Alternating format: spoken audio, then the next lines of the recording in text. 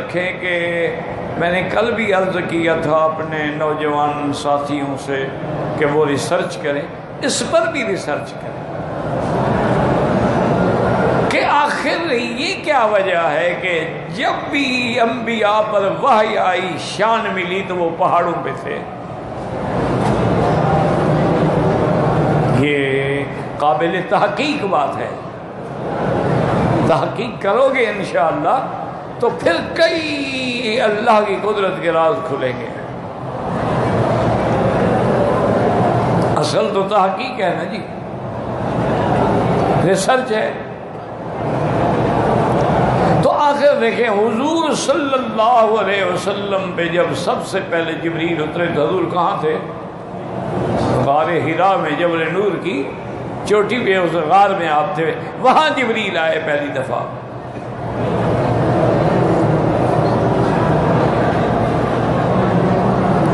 اور اسی طرح یاد رکھیں کہ جب حضرت موسیٰ علیہ السلام کو اللہ نے تورات دی اور اللہ نے ان کی عظمتوں کو بڑھایا تو ان کو بھی تو بلایا نا کہ آئیں اور آج آ کر جبل طور پہ بیٹھ کے روزے رکھیں، اور اس کے بعد کتاب ملی۔ فلما جاء موسیٰ لمیقاتنا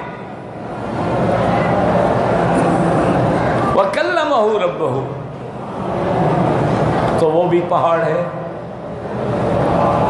اچھا، موسیٰ علیہ السلام نے جب عرض کیا کہ ارنی انظر الیک، یا اللہ مجھے اپنا دیدار کرائے، کالا اللہ نے فرمایا آپ نہیں کر سکتے، لن ترانی ولکن انظر الی الجبل، اس پہاڑ کی طرف دیکھو۔ کیوں پھر پہاڑ کا ذکر آ گیا؟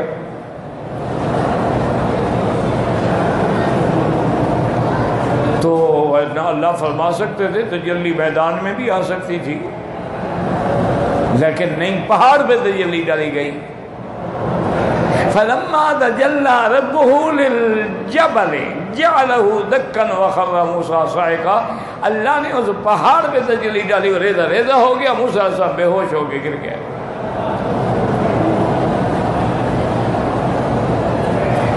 یہاں بھی پھر پہاڑ کا ذکر آ گیا۔ حضرت سیدنا ابراہیم علیہ السلام نے جب سوال کیا کہ یا اللہ کیف تحیی الموتى، مردہ کو زندہ کیسے فرماتے ہیں آپ؟ یہ سوال علم بڑھانے کے لیے تھا، یہ نہیں کہ اس حضرت ابراہیم کو نعوذ باللہ کو شک تھا، وہ تو پہلے کہہ چکے الذی فطرنی فہو یہدین، وہ ہے جس نے مجھے پیدا کیا وہی مجھے راستہ دکھاتا ہے۔ یعنی وہ خدا کو نہیں، خدا کو تو مانتے ہیں، وہ تو مناظرے جیت چکے ہیں کہ جب نمرود سے مناظرہ ہوا تو انہوں نے فرمایا تھا نا ان اللہ یاتی بالشمس من المشرق فات بہا من المغرب، تو مناظرہ جیت چکے ہیں، وہ تو موحد ہیں، ابو الانبیاء ہیں، انبیاء کے باپ ہیں، ان کو شک نہیں تھا، لیکن وہ کیفیت جاننا چاہتے تھے۔ یعنی اپنے علم کو، ایک ہوتا ہے علم، ایک ہوتا ہے علم الیقین، ایک پھر علم الیقین سے بھی مرتبہ بڑا ہوتا ہے عین الیقین، جب آدمی اپنے آنکھوں سے سب کو ثم لترونها عین الیقین۔ تو حضرت آدم، حضرت ابراہیم علیہ السلام اس کیفیت کو جاننا چاہتے تھے کہ یا اللہ مردوں کو آپ کیسے زندہ فرماتے ہیں، کیفیت کیا ہوتی ہے؟ یہ تو ہمارا ایمان ہے کہ آپ مردوں کو زندہ فرماتے ہیں، ہمارا ایمان ہے کہ آپ ساری مخلوق میں جب مر جائے گی، فنا ہو جائے گی، دوبارہ پیدا فرمائیں گے، لیکن اس کی کیفیت کیا ہے؟ اب دیکھیں نا جی، مثلا ایک موبائل ہے، میں کہتا ہوں یار اس کو چلانے کا طریقہ کیا ہے؟ یہ تو مجھے پتہ ہے موبائل ہے، تو اب دیکھیں کہ پھر وہی بات آ گئی کہ اللہ نے حکم دیا فَخُذْ أَرْبَعَةً مِّنَ الطَّيْرِ فَصُرْهُنَّ ثُمَّ اجْعَلْ عَلَىٰ كُلِّ جَبَلٍ مِّنْهُنَّ جُزْءًا ثُمَّ ادْعُهُنَّ يَأْتِينَكَ سَعْيًا وَعْلَمْ أَنَّ اللَّهَ عَزِيزٌ حَكِيمٌ۔ اللہ نے حکم دیا ابراہیم 4 پرندے پکڑ لیں، ان کو ذبح کر کے ٹکڑے ٹکڑے کر کے ان کے گوشت کو ملا دیں، اور جب سارا ملا دیں تو اب اس کو تقسیم کر کے اس کے بعد علی کل جبل، ان پہاڑوں میں، کل جبل سے مراد یہ نہیں کہ ساری دنیا کے پہاڑوں پہ رکھا ہو۔ بعض کہتے تھے نا کل استغراق کے لیے ہے، تو کبھی استغراق کے لیے نہیں ہوتا، وہ پہاڑ جو حضرت ابراہیم کے سامنے تھے، سارے پہاڑ دنیا کے مراد ہی تھے۔ ثم جعل علی کل جبل، پہاڑوں پہ رکھو، اور جب رکھا ہے فرمایا ثم ادعوہن، اب ان کو بلائیں، یاتینک سعیا، وہ دوڑ کے تیرے پاس آ جائیں گے۔ حالانکہ وہ پرندے تھے، اللہ نے یہ نہیں فرمایا کہ وہ اڑ کے تیرے پاس آ جائیں گے، کیونکہ اگر اڑ کے آئیں تو شبہ ہو سکتا ہے کہ وہی پرندے ہیں یا اور ہیں، اس شکل کے اور آگے ہوں۔ لیکن جب سامنے چل کے آئیں گے تو پھر یقین ہے وہی ہیں جن کو میں نے ذبح کر کے رکھا ہے، لیکن رکھا کہاں؟ پہاڑوں پہ۔ ثم جعل علی کل جبل، تو اس کی آخر وجہ کیا ہے؟ اسی پر جو نوجوان ساتھی ہیں، اب ہم تو یعنی وہ ہے نا ریٹائرمنٹ کی عمر میں ہے نا، اور ہم تو اب جتنا زندگی گزارے ہیں نا یہ بونس ہے، ورنہ آدمی اپنی زندگی تو سمجھو گزار چکا نا۔ اب تو یہ اللہ جتنا دن کام لینا چاہیں اس کی مرضی، وہ چاہیں تو 90 سال میں ابراہیم علیہ السلام کو اولاد دے دیں، اور اولاد بھی ایسی دیں کہ جن کا ذکر قیامت تک ہوتا رہے اور نبی بن جائیں۔ وہ اولاد جو نبی بنی ہے اور اس مقام پہ پہنچی ہے، وہ جوانی میں نہیں ملی ابراہیم علیہ السلام، بڑھاپے کی اولاد ہے۔ اب جناب دیکھیں کہ یہاں بھی وہ مسئلہ کیا آیا، پہاڑ۔ سرکار دو عالم صلی اللہ علیہ وسلم، امام الانبیاء والمرسلین، آپ نے جب ہجرت فرمائی تو ہجرت کے وقت کہاں تشریف لے گئے؟ ثانی اثنین اذ ہما فی الغار، پہاڑ کی غار میں۔ کیوں؟ اللہ میں کسی اور جگہ نہیں حضور کو چھپا سکتے تھے، یعنی اگر اللہ چاہتے، اچھا ویسے کافروں کو اندھا کر دیتے، وہ دیکھتے ہی نہ، جیسے گھر سے حضور نکلے ہیں تو کسی نے نہیں دیکھا نا، حالانکہ باہر تو 60 نوجوان کفار مشرکین کے مانے ہوئے کمانڈوز جو تھے وہ تلواریں لے کے کھڑے تھے، حضور انہی کے درمیان سے نکل گئے۔ فرمایا شاہت الوجوہ وعمیت الابصار، اللہ تمہارے منہ جلا دے اور تمہاری آنکھوں کو اندھا کر دے، حضور گزر گئے، کسی نے نہیں دیکھا۔ اسی طرح حضور مسجد الحرام میں جہاں آپ بیٹھے ہیں، کہہ دو الحمدللہ، اللہ کا شکر ہے نا، ورنہ ہم اس قابل کہاں ہیں۔ حضور بیٹھے تھے تو ابھی لہب کی جو بیوی تھی نا، وہ جمیلہ نام تھا لیکن تھی تو قبیحہ، تو بہرحال وہ آپ کی چچی ہے نا، ابھی لہب کی بیوی ہے، آپ کی چچی ہے، لیکن وہ بد ترین مخلوق تھی اللہ کی، حضور کو گالیاں دیتی تھی نعوذ باللہ، اور راستے میں کانٹے بچھاتی تھی۔ ایک دن بڑے غصے میں بھری ہوئی آ رہی ہے گھر سے، حضور مسجد میں بیٹھے، مسجد حرام میں بیٹھے ہیں، تو صحابہ نے عرض کیا حضور وہ بدبخت آ رہی ہے تو ہم کھڑے ہو جائیں، ہم مقابلے کریں، کچھ بالکل بیٹھے رہو۔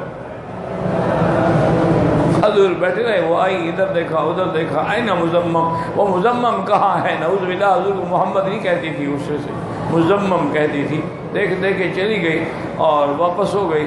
صحابہ نے پوچھا یا رسول اللہ کہ کیا وجہ ہے؟ آپ نے اعمیٰ، اللہ نے اس کو اندھا کر دیا، مجھے دیکھ ہی نہیں سکی، میرے ساتھ تو کھڑی رہی۔ اللہ اس بات میں بھی تو قادر ہے نا، پھر آخر کیا ضرورت ہے کہ نہیں پہاڑ میں جائیں؟ وحی لینی ہو تو پہاڑ پہ چڑھے، اور ہجرت کرنی ہو تب بھی پہاڑ پہ چڑھے، وہاں بھی غار ہے اور یہاں بھی غار ہے، وہ غار ہرا ہے، یہ غار ثور ہے۔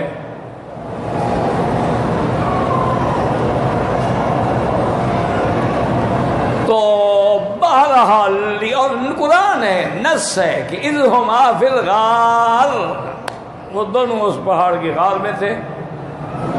حضور نے فرمایا کہ لا تحزن، ابو بکر غم نہ کرو، ان اللہ معنا، اللہ ہمارے ساتھ ہے۔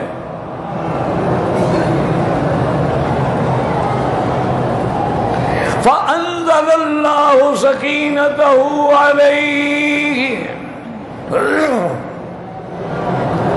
تو اب غار جو ہے یاد رکھیں، یعنی ہجرت کے وقت بھی غار اور پہاڑ۔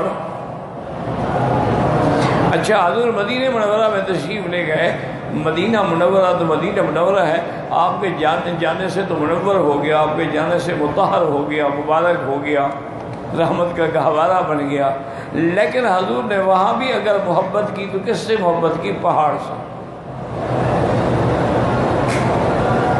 آپ جب سفر سے واپس آتے، اپنی اونٹنی کو پاؤں سے ایڑی لگاتے اور کہتے ہل ہل کسوا، چل چل دوڑ میری کسوا، ھذا جبل یحبنا ونحبہ، یہ وہ پہاڑ ہے جو ہم سے محبت کرتا ہے اور ہم اس سے محبت کرتے ہیں۔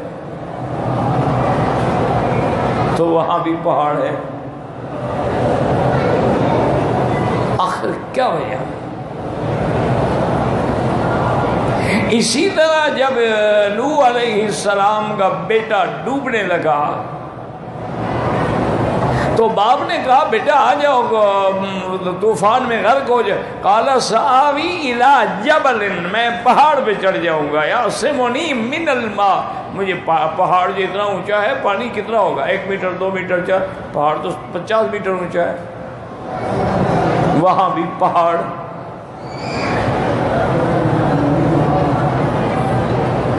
اچھا، حضرت نوح علیہ السلام کی کشتی چلی تو کہاں پہنچی؟ واستوت علی الجود وقیل بعدا للقوم الظالمین،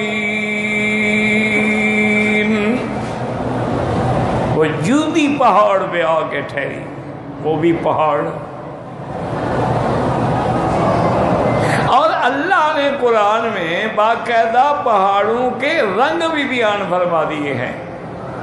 وَمِنَ الْجِبَالِ جُدُدٌ بِيضٌ وَحُمُرٌ مُخْتَلِفٌ أَلْوَانُهَا وَغَرَابِيبُ سُودٌ، اللہ فرماتے ہیں میں نے ایسے ایسے پہاڑ پیدا کیے ہیں کہ جو سفید بھی ہیں، سرخ بھی ہیں، سیاہ بھی ہیں۔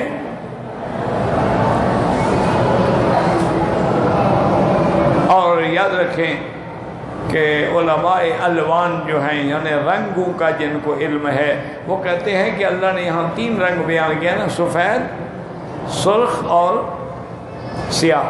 انہوں نے کہا کہ اصل رنگ ہیں یہ 3، باقی جو ہے وہ ان کے اختلاط سے بنتے ہیں، یعنی کالے کو اس میں ملا دیا، سفید کو اس سے ملا دیا، اس کو اس سے ملا دیا، تینوں کو ملا دیا، اور ملانے کی ایک مقدار ہے تو اور رنگ پیدا ہوتے گئے، اور اصل رنگ یہی ہے۔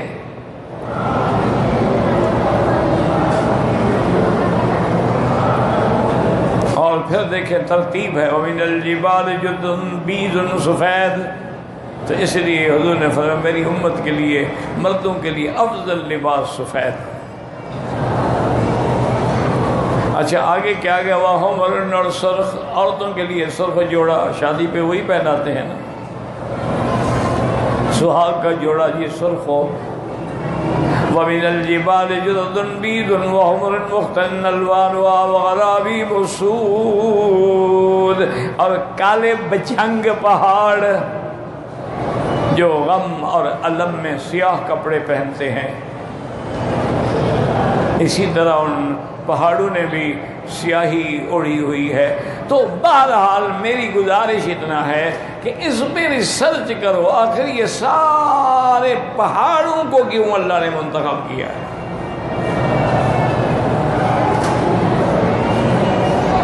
اللہ اکبر اللہ اکبر.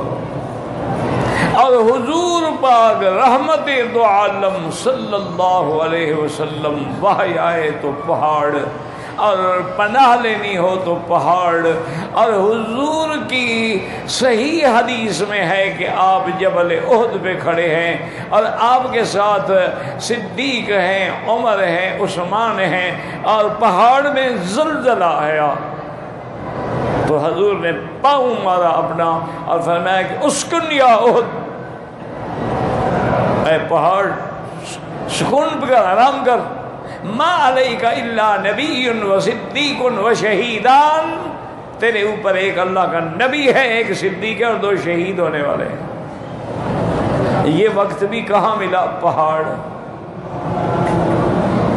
حضور پاک بدر میں بھی تو تشریف لائے نا، خیبر میں بھی تشریف لائے، حنین میں بھی تشریف لائے، لیکن آپ کے دندان مبارک کہاں شہید ہوئے؟ پہاڑ جبل احد.